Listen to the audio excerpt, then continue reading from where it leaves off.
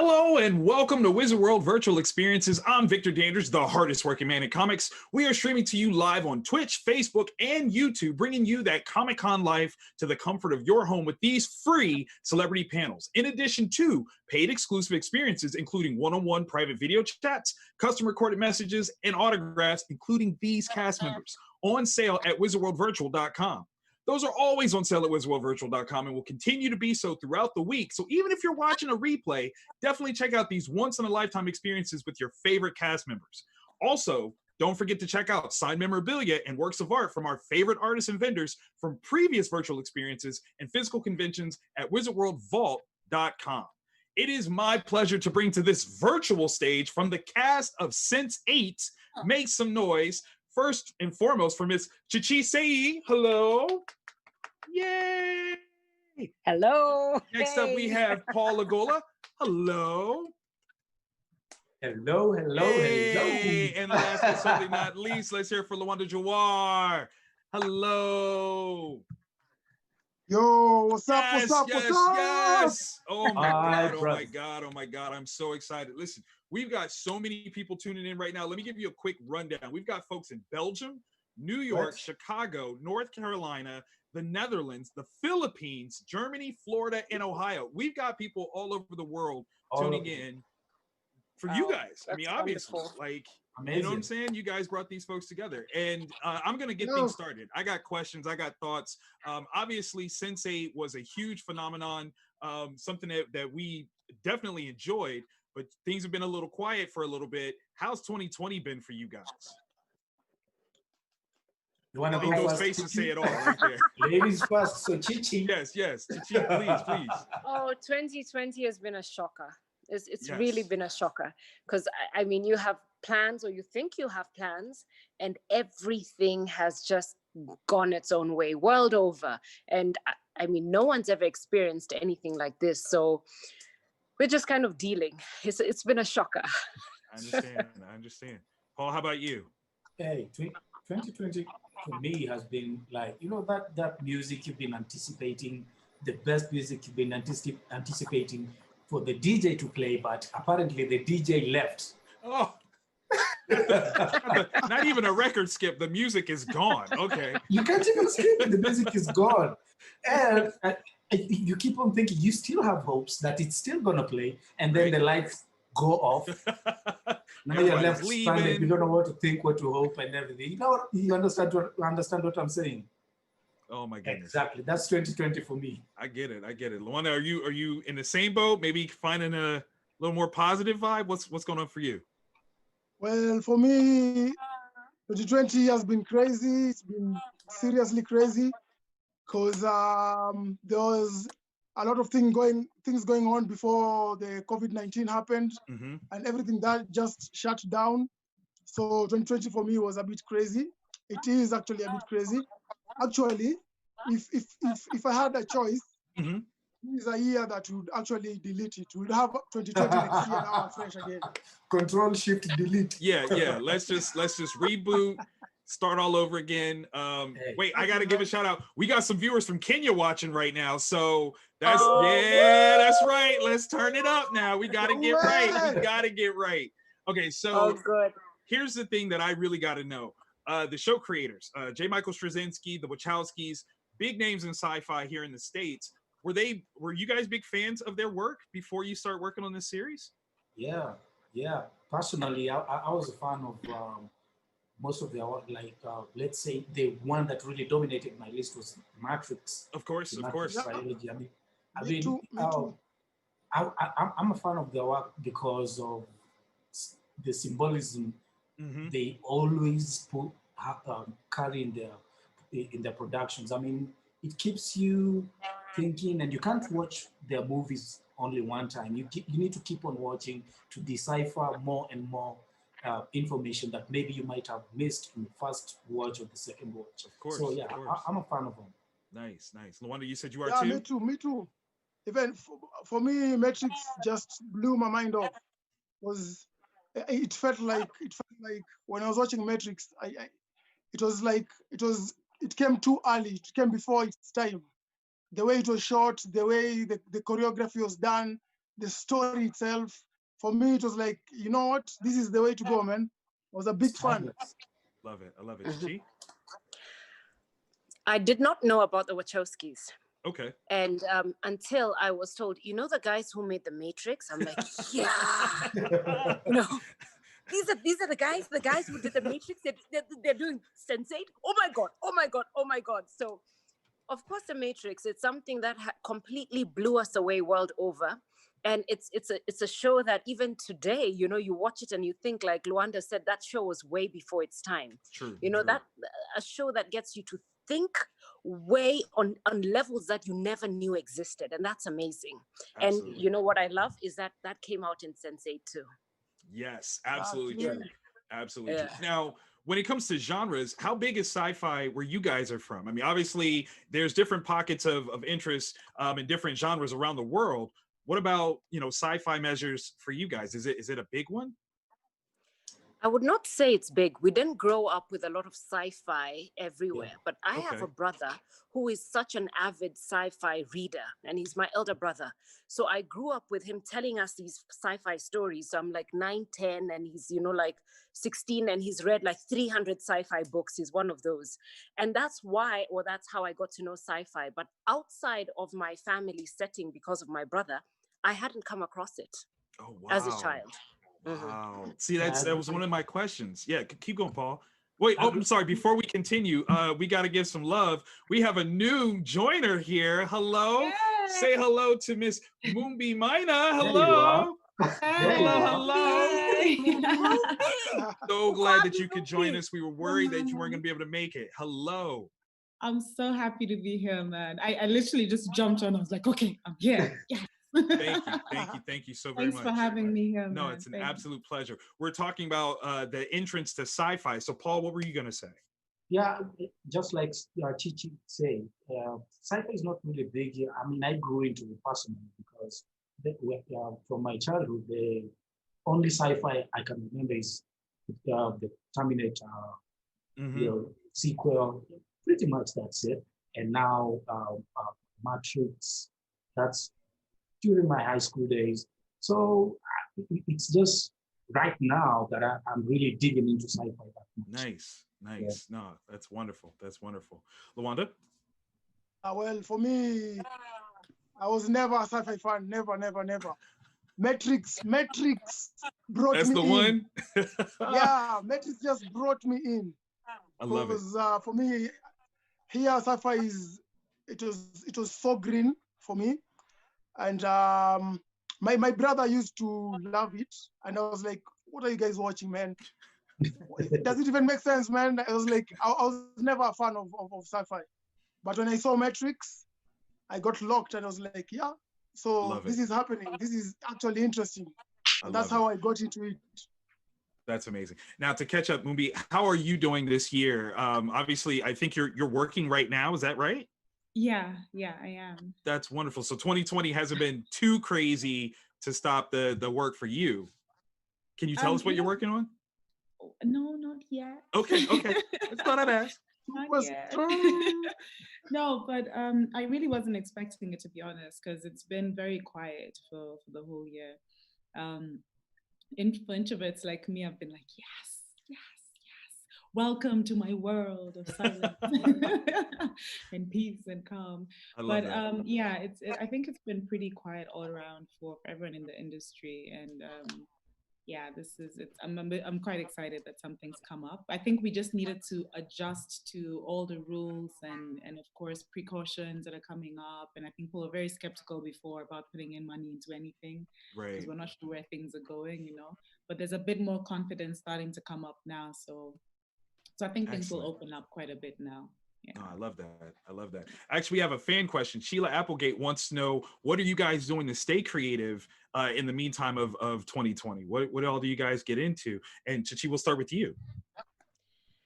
Well, I am a creative in many ways, more than being an actor on stage or or in front of the camera. Mm-hmm. I'm a cook, I'm a gardener, I'm an interior designer.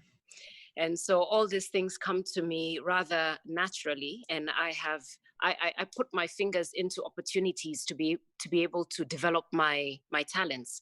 And so this particular season has seen me, like many of us actors, we don't just depend on income that we get from our acting gigs. Mm-hmm. And so we're dabbling in other things. So I dabble in gardening and in cooking, and that's what I have had to really pay attention to. And it has grown and it has fed me during Literally. Corona. So yes. That is perfect. That is perfect. Mm-hmm. Paul? So yeah. Mm-hmm. I'm a creator, so I've been writing scripts, short films, and shooting some juniors of mine back at my estate church. Yeah, that's where I go back, just to keep creating with them and enter stuff for festivals, taking photos, editing, and pretty much that's it. Nice, nice. I mean, you got to flex those creative muscles. You got to keep them loose. You got to, I get that. That's what yourself saying. You have to do that. Understandable, understandable. Obviously, in addition to working, Mumbi, what all are you getting into?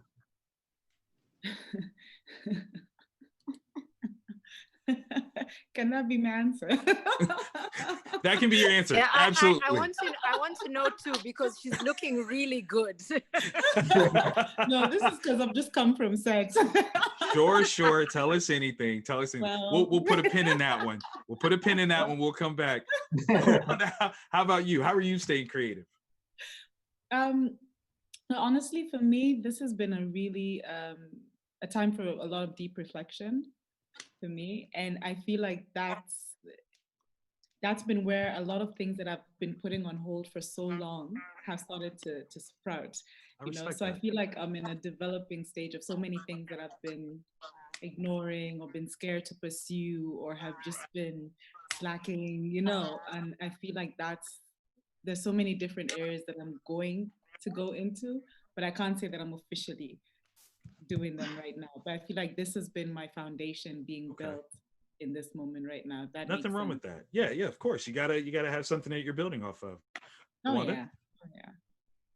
Well, for me, fortunately, by the time the lockdown was being initiated, I was already in a project. We were shooting our first military action film. And that's awesome. Yes. Thank you. And we stayed there for, I think, around 3 months. So for me, this time I've just been developing my stunt company, reflecting on how to develop the company, planning, training, just so that by the time everything comes back to normal, I'm not left behind. So I've been working. We finished the production. I can't say it right now because of contract stuff. But right now we are actually developing another one, something similar to that. So it's all about just watching action movies, getting ideas from the internet. Because right now I'm fixed into stunts. I'm all about stunts right now. No, that's incredible. I actually, I saw a video online where you were talking about wanting to develop localized talent for doing stunts. And I want to, reach out for all of you on this one. How important is it for you to showcase not only your talents, but to show that in your community, talent like this exists, to cultivate new, actors and creatives to follow in your footsteps? And Lwanda, I'll have you start with that to bring in the stunt work. How important is that to you? Well, for me, it is like 200% important for me, because stunt is very green in Eastern Central Africa, and if you look at the talents that we have here, like right now, I'm coming up with my first stunt team, and during my search for these characters, I talked to acrobats. You'd be surprised what acrobats, just shifting the energy just a bit into the film industry, it becomes a whole different thing. Wow. So we have the talent here, but it's just about nurturing it and putting it out there so that because them they don't know about stars, they don't know anything. All they know is they do risky stuff, they do somersault, they do flips. So how do we transform that into film? So for me, it is actually very important, and it's coming a time when we are going to be shooting some serious action. That's awesome. That is awesome. I am so looking forward to that. Chichi, what about you? I know you've got a career that dabbles in music as well. How much is that something that you want to promote to other people that are creating in your area? Just run that question again. How much do I want to promote what I'm doing to other people in my area? Well, yes, whether that's acting, music, anything like that. It's definitely, you know, when it comes to performance or the arts for me, first of all, it has to be something that I like myself and I'm happy with, and that brings me joy, or that brings me a sense of satisfaction. And then I will put it out there. And if some people connect with it, that's wonderful. Not everybody has to connect with everything that we are doing as artists. My perspective on even what beautiful music is, or what a beautiful garden is, because that's also part of art, beautiful food, beautiful poetry, or whatever's been written or how it's performed. It's just, you know, we're so diverse as human beings. And so for me, what I would love to see is more diversity to what we have in Kenya, because there's been a certain way in which art has been brought to us. As we grew up in school, this is how it's done. You know, this is how we perform. This is poetry. This is a stage play. This is TV. And no, it's not just that. There's a lot more. And so for me, what I'm excited about is when people, if I give somebody encouragement by doing my own thing, and someone says, wow, that's nice, or even if they don't really get me, they are also encouraged to be able to bring out what they believe and what they see as art, because our art has been determined a lot by our colonial past. And yet we are much deeper than that. Before our colonial past, our ancestors had their own art and their own forms of expression. And it's wonderful when I see Kenyans tapping back into that and bringing that out. Yes, yes. Oh my God. Thank you for saying that. That is beautiful and necessary. Mumbi, you obviously have a background in dance. How inspiring are you aiming to be to those people that want to dance like you?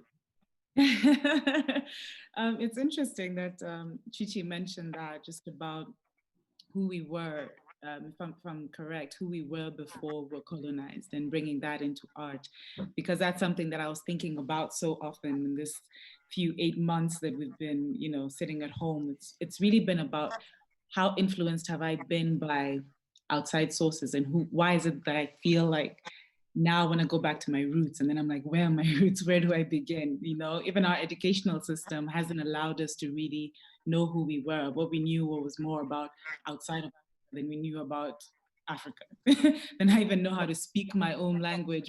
I know English better than I know my own mother tongue, you know, and that thing just, it angsts me. But how can I bring that into my art? How can I bring that into dance? How can I tell stories that are authentic to who Kenyans or Africans are, without feeling the pressure to commercialize it? Or to tell me even what Africans are supposed to look like, or speak like, or act like, or dress like, or dance like, you know? Just allow all that freedom to come through without any bias.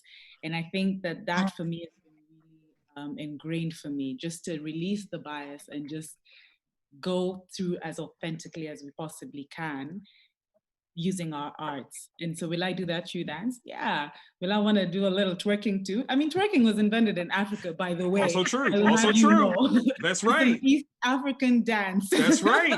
That's right. You know, claim that. Like, claim that. You know, but it's true. It's just the truth of it. You know, I think that we've also just, a lot of the entertainment industry has over-sexualized it to make it into something that it's really not, you know? And I think that those are some of the things that we can explore if we're going to talk about dance, for instance, back home. So yeah, I mean, that's something that I definitely want to explore more. I love that. I love that. Paul, you started off on the stage. How important is it to encourage other stage performers to look at, you know, obviously being on stage, but also expanding beyond into film and television? Well, I grew up from the rural side of this country, so it's really deep interior. And throughout my childhood, my biggest dream has been to, you know, just explode to the world and get everything I need to get and come back home and just build something that is really, really appealing to everyone in the world. So throughout the journey, I've been blessed to get master classes out there to actually learn other methods of how to do my work. And every time I come back home, like through this moment, I forgot to mention, I've been sharing a lot with my juniors, with people I can reach out to, fellow actors I can reach on how we can actually be honest, of soulful storytellers. People who are believable, people who are marketable, because at the end of the day, it's business. Of course. And and the guys who are coming for product who really want to come and tell stories, yeah, they need to have the assurity that there are actually great storytellers in Kenya, so that they stop with these bypassing Kenya and going to other countries like South Africa. No bad or negative energy towards South Africa. I'm just saying we've been bypassed. There's still some here too, right? Yeah, there's something here too. So and it's about time we keep on we find the ways to bring people who can actually flex their brilliance, because they're out here. You can see them in Lwanda, you can see them in Chichi, Mumbi. Hey, I'm here. There you go. So whatever I get outside there, come back home, share with the youngins, and grow together. I love that. I love that. That is inspirational. Definitely something I hope that any creative that's watching takes upon themselves. That's a sense of responsibility that we should all have.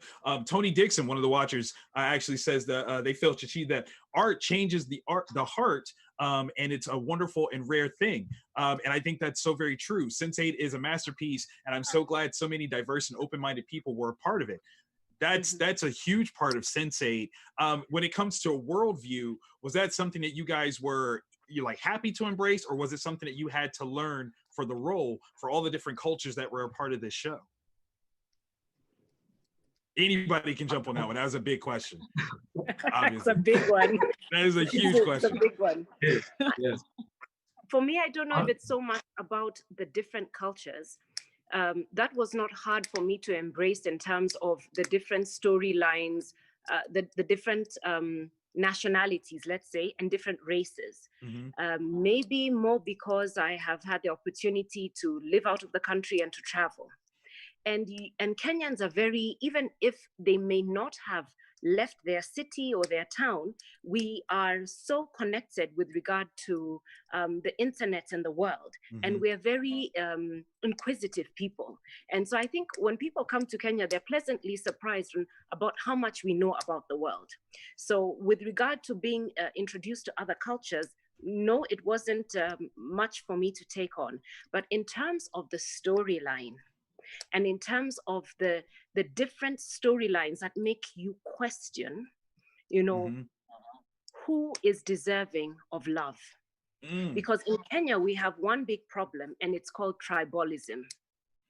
And it's a monster whereby we differentiate from each other based on our tribes. Right. Now, you, Victor, would have absolutely no idea if, Paul, Lwanda, Mumbi, or myself, what tribes we belong to, if we belong to the same tribe. Most of us can't even figure out really about ourselves, even here as Kenyans or Africans.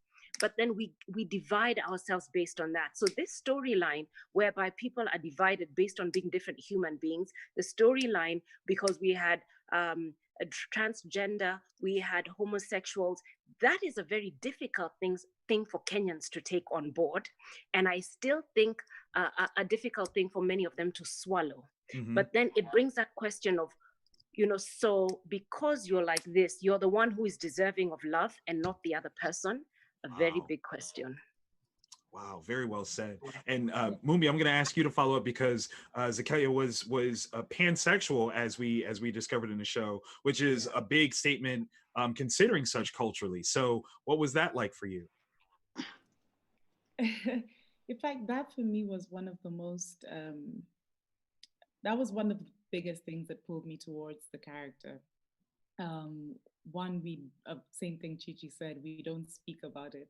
Yeah, it's not something that's really discussed. You'll see it, but then you'll turn the other eye to it. Like, yeah, that's not something that happens in Africa or in Kenya for some reason. Some that happens out there, but Right. not here. It's like a thing that needs to be put in a box, when in reality, what it is just being open enough to love whoever it is that you choose to love because you love them. That's the it. End.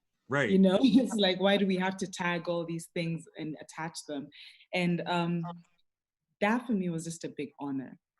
There's no other way I can put it. It didn't feel like something that I could ever turn away from, because it was truth, it's authenticity, it's exploration, it's honest, you know, it kills all barriers. Of course. And that was the most intriguing thing for me. And having to play that as a Kenyan and having to play that as an African woman, that was just, it opened my eyes as well to a lot of things that I realized that I was ignorant about, you know. And I prayed that, for me, that's the most important thing for me about acting, is that when you learn something, you get to give that energy out to other people as well.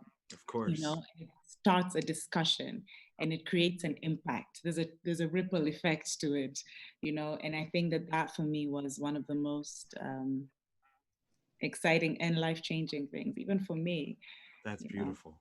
I love Yeah. that. Paul?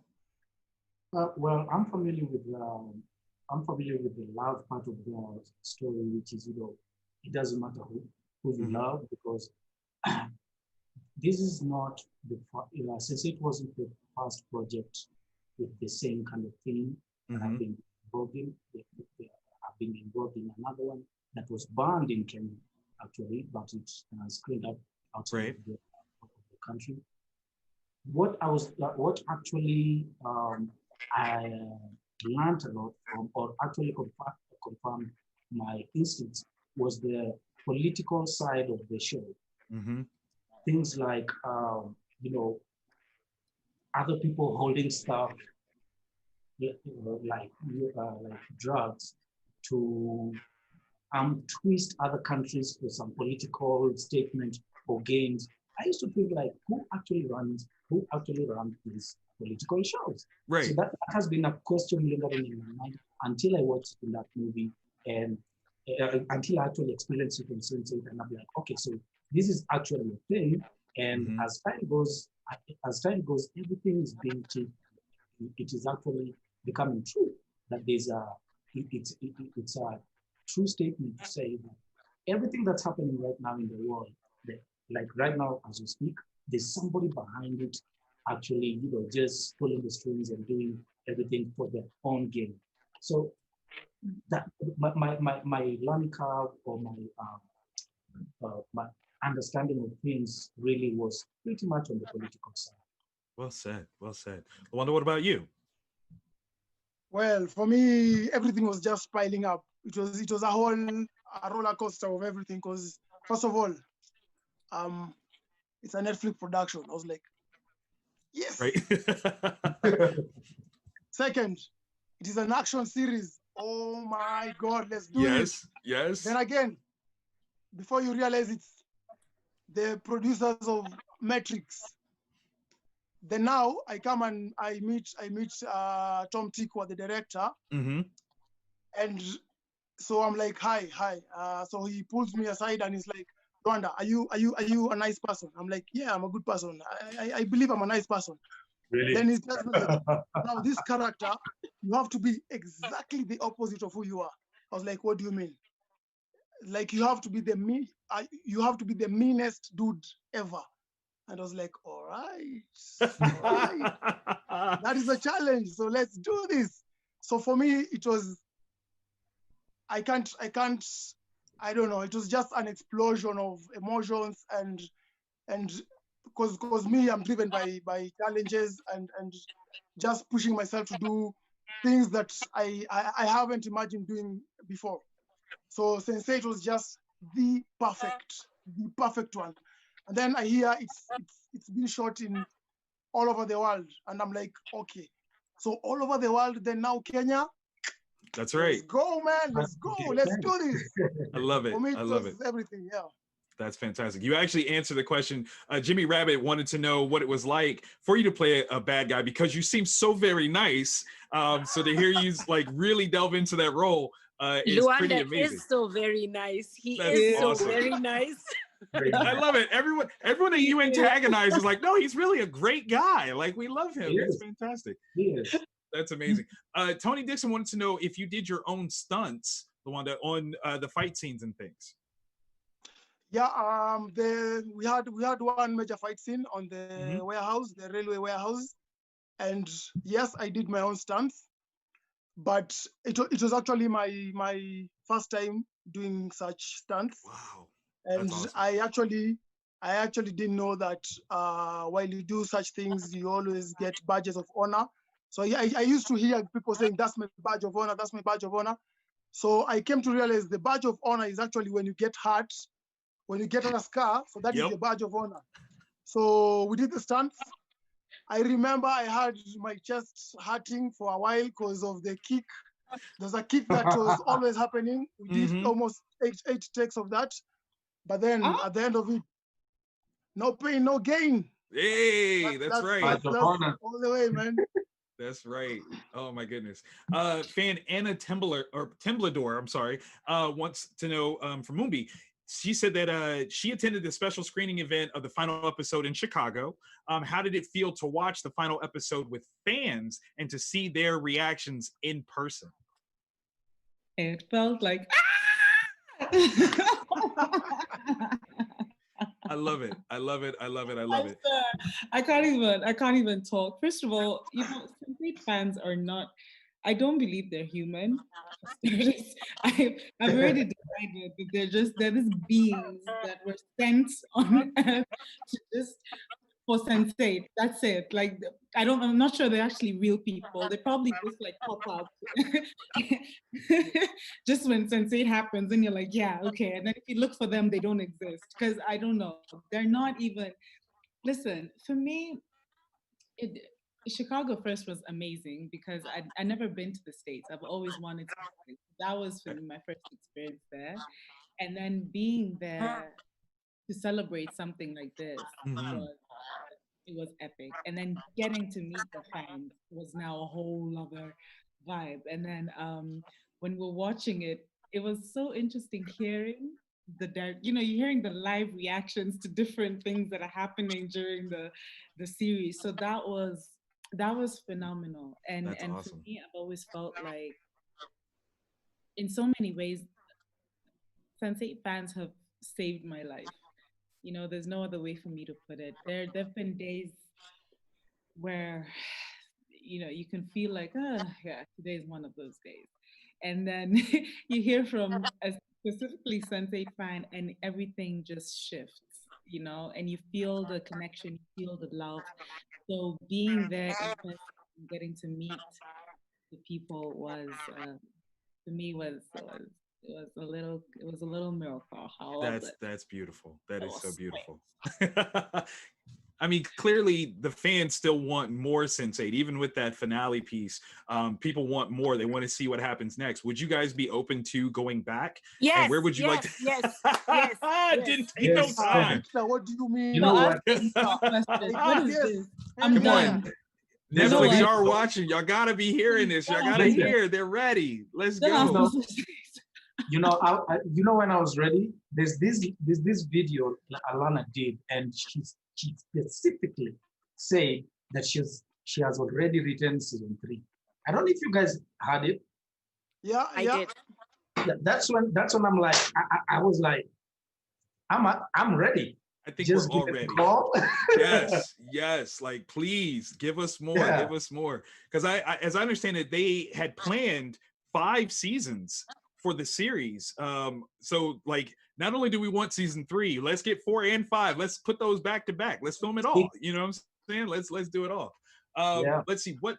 Leah wants to know, what was the most challenging thing that you experienced while shooting Sensei. Obviously, Lwanda, 8 kicks to the chest. I can understand that. That could be a little bit of a challenge. I can get that. But if there's something else, please let us know. And we'll start with you, Lwanda.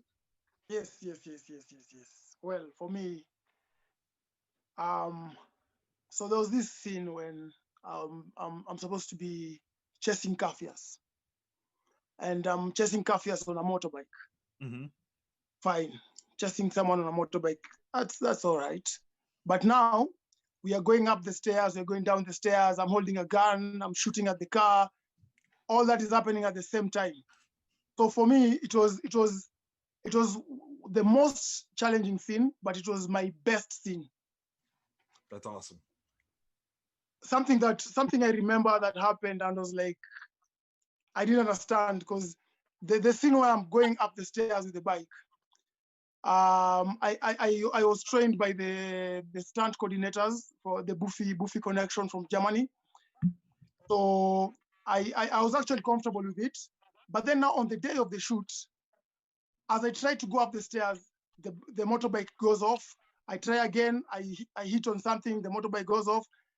And then now when now we are, the lens is being changed, guys are on a break. I'm just like, okay, let me just try this again. So when I'm doing it, when they're not rolling, I go up the stairs and everything is all right. Perfect. That is the way. That is always the way that happens. But at the end of the day, it happened. I fell down. I got my badge of honor again. And for me, it actually changed something in me. But that one, I go tell you. I love it. That's you. Love it. Chichi, what about you? For me, the role was, it was a difficult role because I play an age that I haven't reached. And something as an actor is when I play the role or in an age group that I am in or I have passed through, I can tap into that because it's a reality for me. And here I am playing the mother of a 20-something-year-old, 26-year-old man. And I have to tap into what might it feel? What is it like? And so this is the first role that really stretched me in that way. And yet I had scenes where we had flashbacks where I am younger than my real chronological age right now. Right. So being able to do that, today I am younger, tomorrow I am older, or sometimes on the same day I'm doing younger and older. It was such a stretch. And to be able to really tap into that emotion of a mother, you know, really find that emotion of a mother without being too melodramatic or, you know, just finding that. Sometimes I was just, you know, you really have to be in that space and not allow yourself to go, even though the cameras have stopped rolling. One emotional scene for me was giving up my child, which is really small. It's a small scene, but that scene got me. And when we finished rolling, when we cut, I think I just cried 5 minutes straight. And I just cried and cried and cried because I was really there giving away this child. And so the role was difficult, back, forth, pulling me here, there. You know, one day I have makeup on and I look sick and old, and, you know, they even colored my teeth and gave me wounds when I was sick. And I was just like, I would look at myself and kind of like, you know, shrink back and, ooh, you know, and you really feel it and tap into that. And then the next role or the next scene is different, and you're angry and you're young and you're protecting your little one, you know. So it stretched me. I found the entire many scenes that I shot very really needing everything of Chichi as a performer needed to be in there. You did great. Yes, absolutely. Yes, 100%. Paul, what about you? I enjoyed my role, bro. I mean, I literally enjoyed my role, and the only challenging moment I had was when the actors playing Kafirs sweet. That's pretty much the only challenge I experienced playing Jawar, because trying to, you know, on an human side and again as a character, trying to, you know,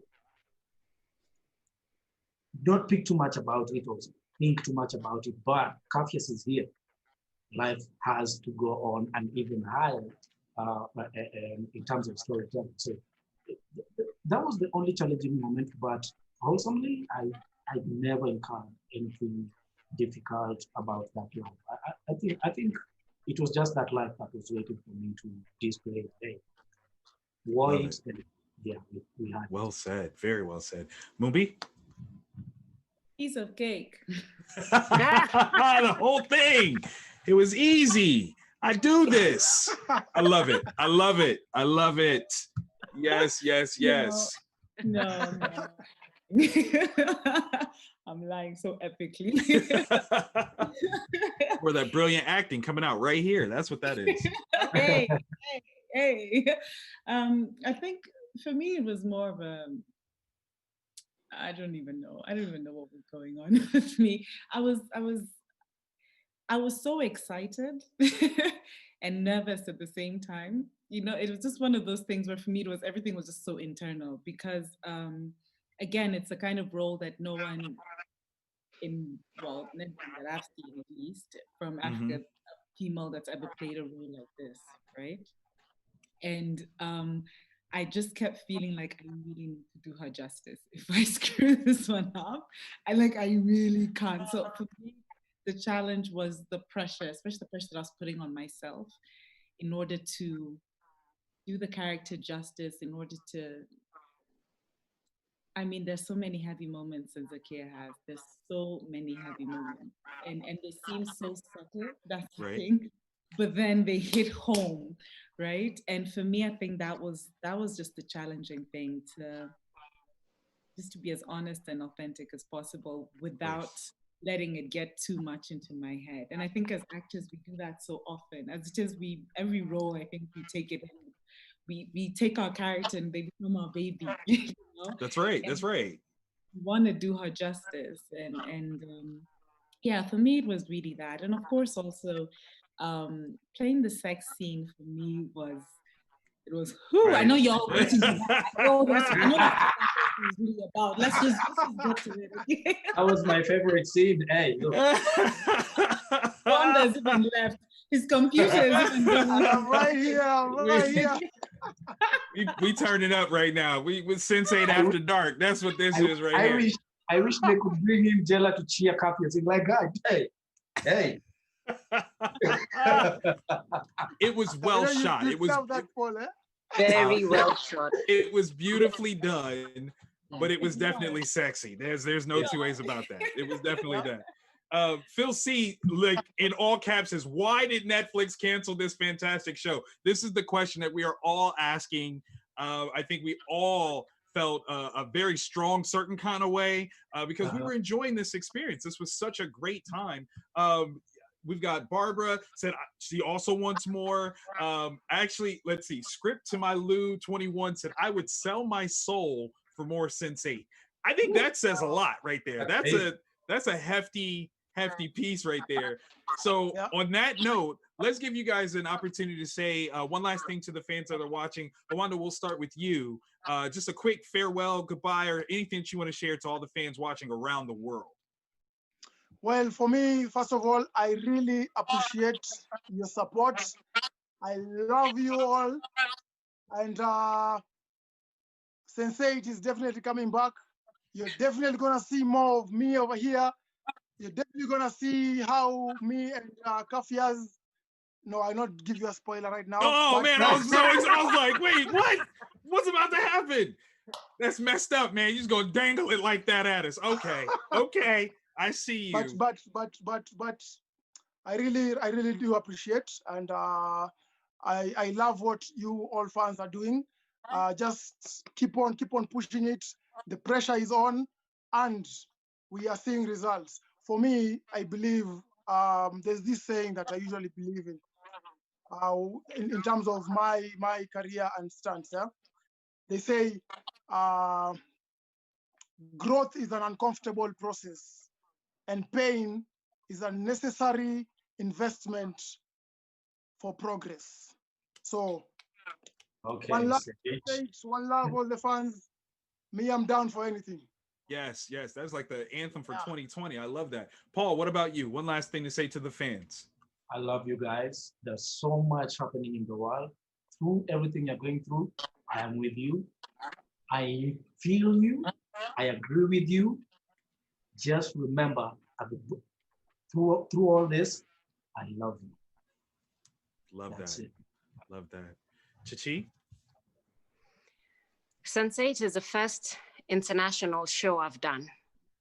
And when we went to France to shoot the season finale, I remember arriving late at night, and we were put up at this beautiful hotel in the center of Paris. And as I walked in, there were lots of fans, and I knew they are for the main cast. You know, they know the main cast. No one can possibly know me. I don't even look like my character, blah, blah, blah. And so I walked in, you know, without even really bothering to look at them because I felt they were for the main cast. And somebody shouted out my lines. And I stopped, I looked at that person, and I'm like, they know me. They know me. They know my character. It means something to them. That was so moving. And I stopped and said hello and took pictures, and people were calling out my character's name, Shiro, Shiro, Shiro. And I was so moved. I was moved to tears because I thought, my character, I mean something. I mean something. So to the fans all over the world, for loving us, for loving Sense8, for loving all these characters, all the different characters that have touched you in whichever ways, you know, the ones who I have touched in whichever way, I love you too. Thank you so much. This show has been such an eye-opener, such a motivating push for me as a performer, and so to more Sense8s, and to the fans, asante sana. Oh, I love it. I love it. Oh, last but not least, Mumbi. After that, geez. I know. I'm sorry. You know, I'm so glad that Chichi mentioned Paris, because I felt so dumb. When I got out, honestly, I'm glad you brought that up, because when I got out of the car, I saw these Paul by the hotel, and I was so tired, and the plane is so far. And then someone was in the car with me, told me, you know, Mumbi, I think they're here for you. I was like, what's wrong with you? What is wrong? So I thought there was like a convention or something. I was like, is there like a retreat? You know, like what's going on here? Is that like? So I was like, this is so interesting. It did not even cross my mind that they were there for Sensei. So I was wondering, why are they looking at me? And I get very shy. So, and I know I don't seem like it, but I get very shy. So I looked and I was like, anyway, I went in, and then later is when I found out, and then I had to go back out. So I was like, okay, I need to come and say hi to someone here and there. But that's the thing. When I did get to meet them, everyone again was so sweet. It was just sweet and loving. And I kept thinking to myself, and I've said this before, Sense8 is more than a show, right? It's not just someday, it's just, oh, I cooked this up and I thought, hey, I feel like it's something that is so heart-based, and it allows us to remember how we're all quantumly connected, especially in these times right now. If there's anything that we know, that things that are rising up and things that are falling apart, if that doesn't show you the kind of connection that we have, I don't know.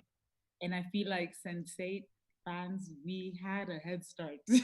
We got a little, we've known all along how connected that we are, and the love is there.